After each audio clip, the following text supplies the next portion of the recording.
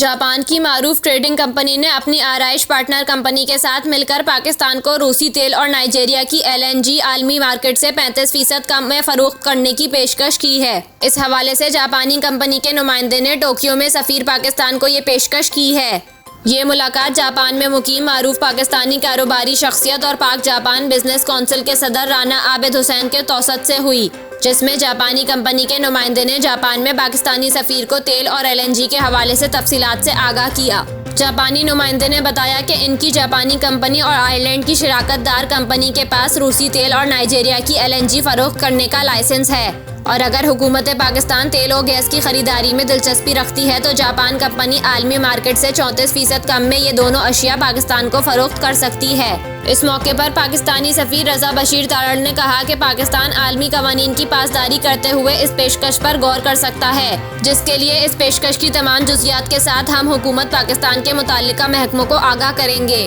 और अगर इस्लामाबाद से जवाब मौसूल हुआ तो जापान कंपनी को आगाह कर दिया जाएगा। इस हवाले से पाक जापान बिजनेस काउंसिल के सदर राना आबिद हुसैन का कहना है कि पाकिस्तान को इस वक्त शदीद मुआशी बहरान का शिकार है। पाकिस्तान के ज़र मुबादला के बड़े ज़खायर सिर्फ तेल और गैस की दरामद पर खर्च हो रहे हैं, लिहाजा अगर आलमी कवानीन इजाज़त दें तो पाकिस्तान को सस्ते तेल और गैस की खरीदारी तमाम बैनुल-अक़वामी कवानीन की पासदारी का ख्याल रखते हुए करने में कोई हर्ज नहीं होना चाहिए। यही वजह थी कि उन्होंने जापानी कंपनी को सफीर पाकिस्तान से मुलाकात कराने का एहतमाम किया है। बाकी हुकूमत पाकिस्तान ने फैसला करना है।